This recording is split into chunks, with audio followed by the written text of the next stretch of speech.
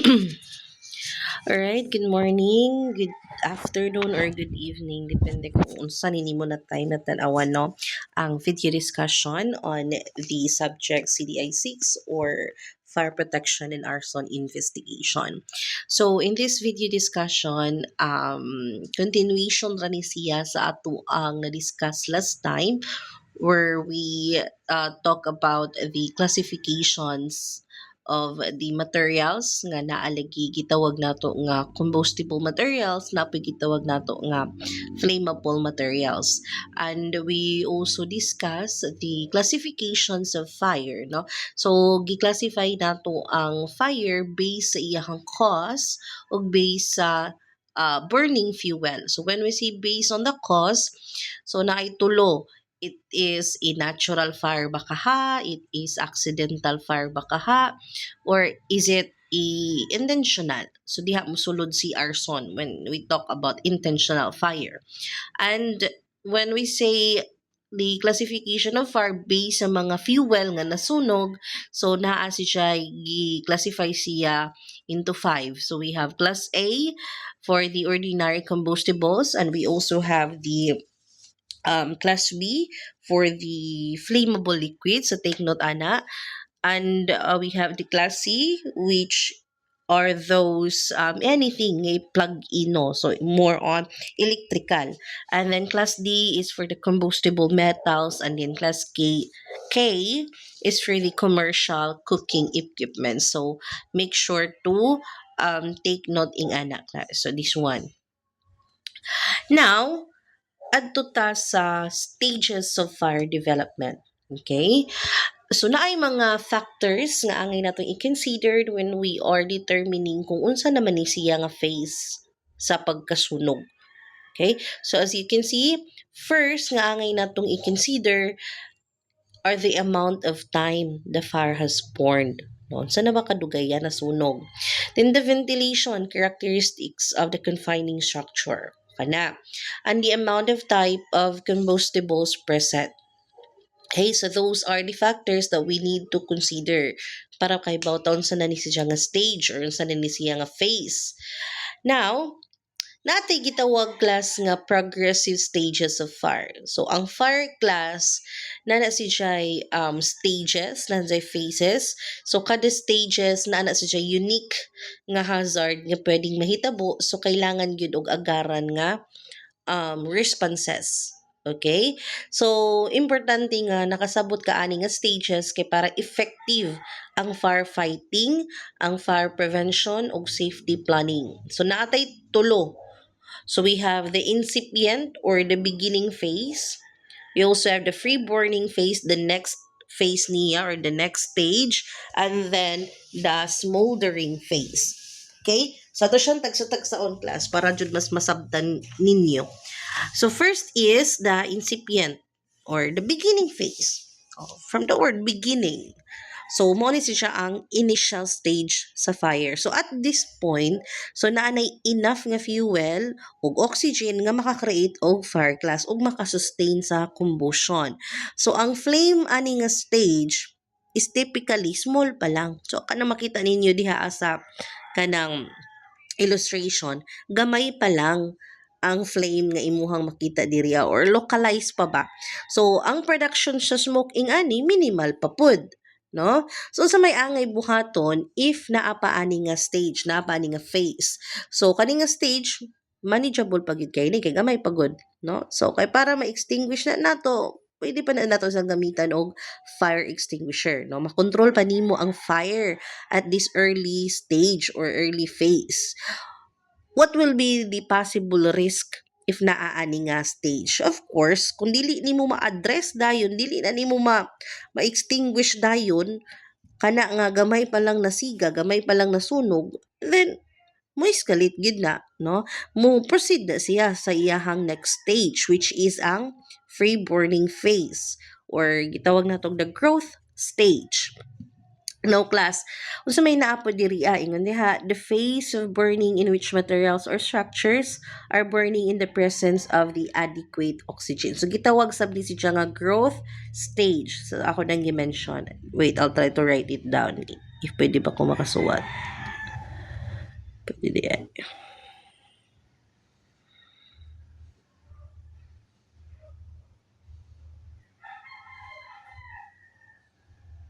Okay, we'll try. So again, the free burning phase is also, ay, di man makasuwat.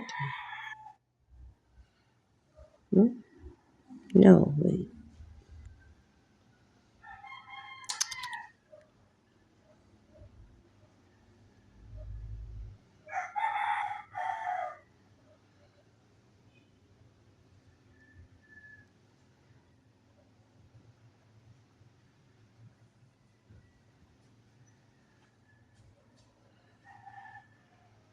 Dara.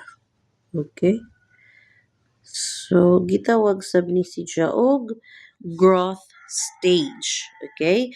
Kung maghisgot ta nga naa na sa free-boarding stage or free-boarding phase. Okay? So, sa may mahitabo diri mao ni ang time or mao ni ang stage wherein nga mo intensify na gyud ang kalayo, no, ang flame.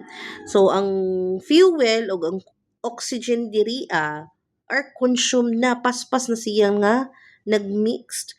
So ang self-sustaining chemical reaction mo generate na ni siya diri og high kaayo nga temperature. So mo nang mas mo-expand gyud og samot ang flame, mas mudako gyud siya, no? Kay mas mo-increase ang smoke ani nga part, ang heat ingani na ang mga toxic gases o so mao nang dako mudako na gyud ang kayo. Okay, so manang yun sa illustration, no? Fuel and oxygen are rapidly consumed. Self-sustaining chemical reactions intensify and greater amount of heat are produced and firefighting team is needed to control. So, kailangan na gyud nato og firefighting team diri okay? So, kaninga stage, nag-require na gyud ni og intervention by our professional firefighting team. So kailangan na gyud og fire hose, di na ni madadaan nimo og fire extinguisher lang, no? So naay proper ventilation ug mga protective gear. Dili pwede basta-basta ra kasulid to without protective gear or PPE okay? So what would be the possible risk if ang sunog is naa na ani nga stage class? So, as what mentioned there in the slide, nga grabe nagyong kainit ang naa diha. Okay? So, once naa na ang kainit, mo flash over na siya class, no? So, naay flash over nga may tabon sa nilang flash over kalit nga pagdilaab tanan tungod kay taas ng iyang temperature. We will discuss this flashover sa sunod nato nga meeting. Okay? So, paspas na gid kayo, mo spread ang kayo. So, delikado ug naapay tao sulod ana nga building baka ana nga nasunog or ana nga area nga nasunog or ang mismong firefighters, no, delikado na sa ato ang mga firefighters ug naa sila during the flashover. Okay, maskin pag naka full PPE pa na sila, it will still endanger their life. So delikado gid na siya, no, kung ingana ang mahitabo. So again, when we see flashover, ang transition na siya nga mo-occur during the free burning stage. So manitiman ninyo, during the free burning stage na siya. Okay, so isugutan na nato later on, no? So then ang pagkalit og dilaab sa tanan nga mga fuel nga naa diha sa area tungod kay init na gyud kaayo. Okay, so ang temperature niya is taas na gyud. Okay, so let's proceed now to the smoldering phase, ang sunod nga stage after the free burning stage. So gitawag sab ni siya as decay stage class. Ay, naman po.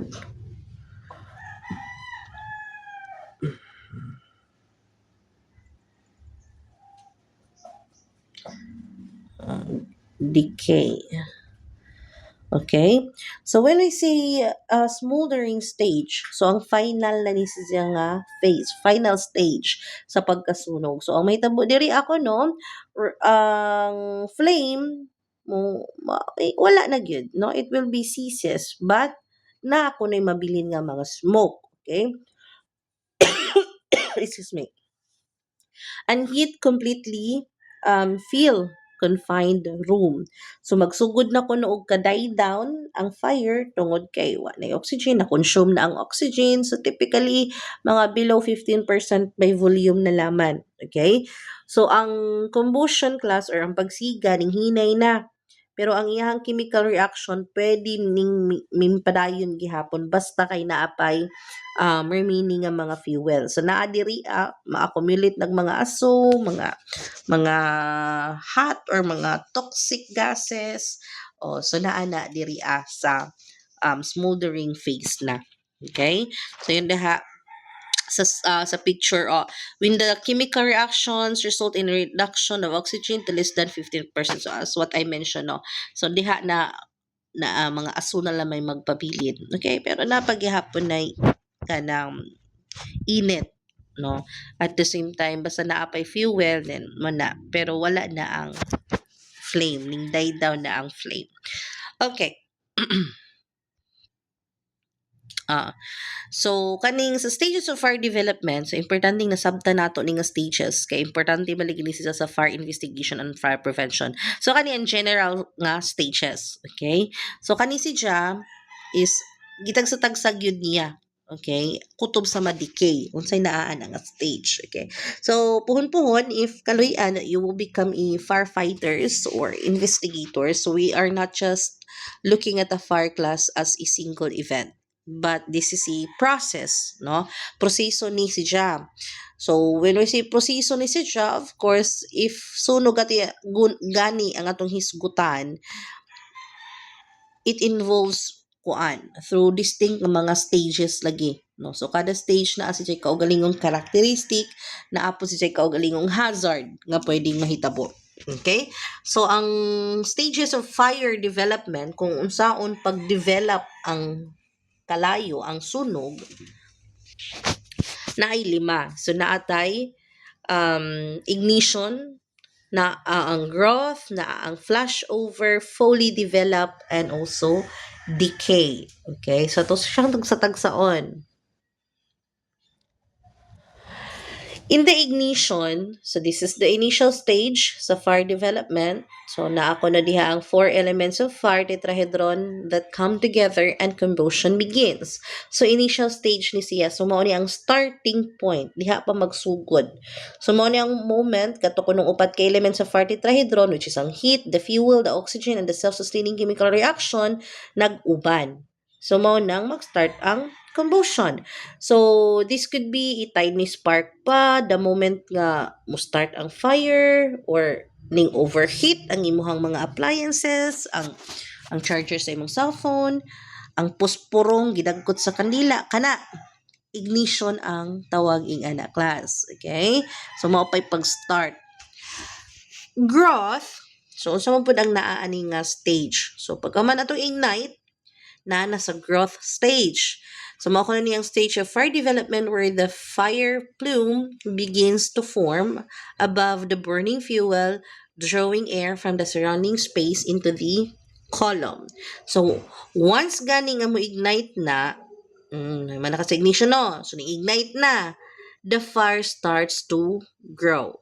So, ang mga hot gases, padulong na sila sa babaw and then mo mix sa air. So, mo lagi itong gitawag nato nga oxidation sa last discussion nato, no? When the fuel ma-decompose, tawag nato ana nga process is pyrolysis, then mo produce lagi ito siya mga free radicals or mga vapor, then once mixed to the oxidizing agent, then maon nang gitawag natong oxidation. So ang importanteng element diri a class is kaning gitawag nato nga fire plume. Okay. Kani siya. Okay, so man importante diri unsa man day ni. So mao lagi ning mga hot gases, mga smoke nganing saka sa ibabaw. Okay? So above the burning fuel. So kani nga mga plume class, it draws fresh air, no? Gikan sa iyahang surrounding area na niya, nag-surround na niya. So mao nang mas mo intensify ang kalayo. So unsa man day po'y pasabot ana umingon tag fire intensify. Okay? Lang.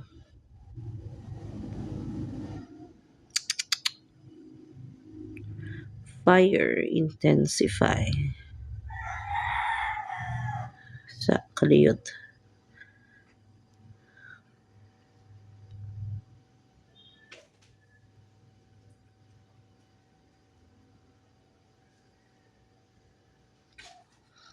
Nabasa na ba?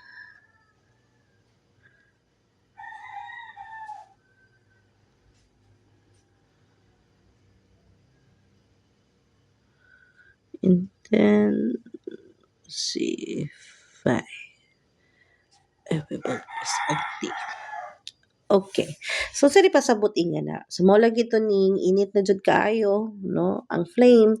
So, mo nang mudako na sa pisitya. So, ang rate sa growth class, magdepende gihapon na siya sa type of fuel. Take note na ha. Ang rate sa growth sa sunog, magdepende na siya sa fuel nga gisunog. Depende na siya sa availability sa oxygen. So, for example, let us say, nagcamping mo, so, mag-camping, nindot siya no, mag-bonfire no. So, una, pag bonfire nimo, hinay pa to, pagsugod. So, nagkadugay na, ning dako na ang siga. Kay gi-consume naman niya itong mga fuel, mga kahoy ng imong gitapok. So, mao nang growth class. Okay? Next, stage.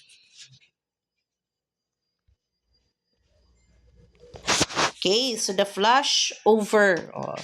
So sa naa, the transition between the growth and the fully developed fire stages, where conditions in the compartment change rapidly as the fire spread to involve all combustible materials. So balik na dito sa ato ang illustration.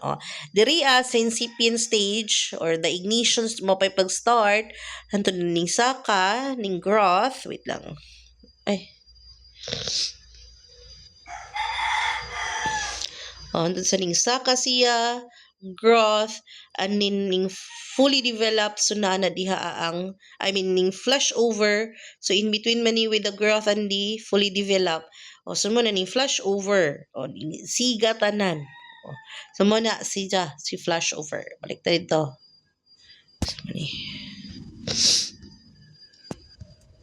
Ay, mula ito. Okay. So, sa flashover class, muna lagi ni si Jano ang rapid transition na between sa growth o sa fully developed.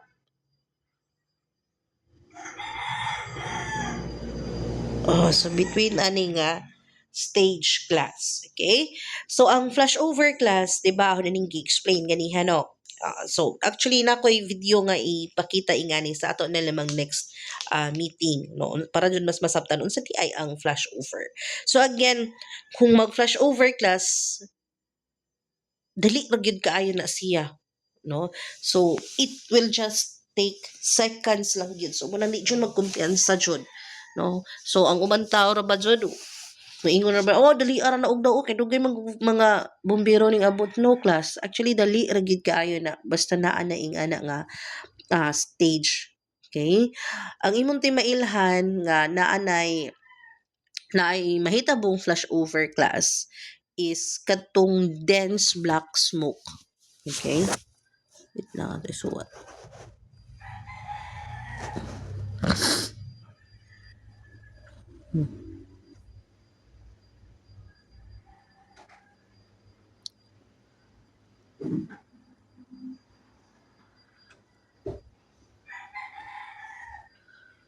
Kanang baga na gid kaayo, utom na gid kaayo nga smoke class, no, nga imong makita diha nga ning accumulate na sa ibabaw. So ang mahitabo diri class, everything nga naa diha sud sa room sud ana nga nasunog nga building will ignite simultaneously. Okay? Masunog yun siya at once. Nga namang maingana man, nga namang kalit man magsunog bisan imo nakita nga ang flame tuwa ra man dito pas pikas nga side, pero nga namang pila ra ka segundo ning siga man tanan maskin wala pa ning abot ang flame dito sa pikas nga side. It's because class, the whole room now is super hot. Okay? So taas na gid kaayo ang temperature as what I mentioned ganiha, no, sa stages sa fire. Nga mukalit na lang na si jag dilaab tungod kay init na gyud kaayo. Okay? So once ing ana ang mahitabo, dun makita ka hala, ang bagaan na gyud kayo sa aso, itom na gyud kaayo ang aso. Possible gyud na nga magka-flash over. So if ikaw nakaya na gawas gyud dayon because seconds ra gyud lagi na class mo kalit na siya og dilaab tanan. Okay? So mao nang di gyud magkumpiyansa, matik mo gawas gyud ka. Basta na ay sunog kay possible nga magka-flash over and then init na kayo. So mukalitra nagdilaab na mo ginagitawag nga flash over, no? So ang flash over class is very dangerous. These are the circumstances nga di kaganahan nga naa diha. Kay delikado gyud ni maskin sa atong mga firefighters. Then the fully developed nga stage. Oy, wait lang. Asa ba to?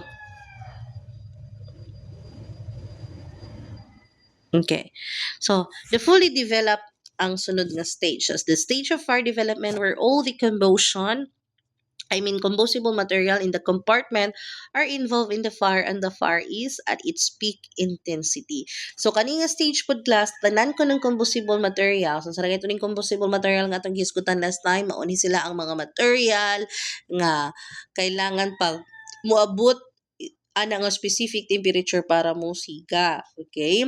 So, ang kana kuno nga mga combustible material nga naa diha involved sa fire ning siga na kunot sila tanan. Okay? Ang fire kuno class is naa na gyud sa iyang biggest and hottest na gyud. So everything nga pwedeng masunog is nasunog na gyud. Okay? Nasunog na gyud tibuok balay. So man ang fully developed. Yung putag decay stage, so pareha ganiha no, naa na lagi siya sa final stage sa iyahang fire development. So, ang fire kuno, it consume the available fuel, the rate of heat release begins to decline na. So, the final stage na.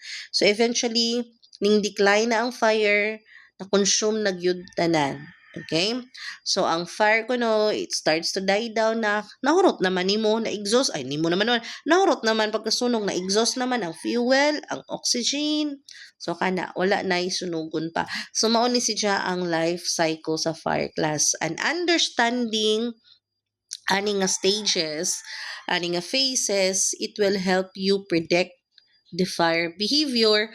At the same time, makasabot ka kung sa mga posibleng mga risgo na mahitabo kada stages ingana. Okay? And develop effective strategies as well for fire prevention and suppression. So again, take note that the flashover will happen in between the growth and fully developed stage class. Ha? Take note ingana. So this one, the special fire circumstances wherein we will discuss here the the flashover, backdraft, rollover, ato na silang hisgutan sa next meeting class. Okay? So see you there. That's it for this video.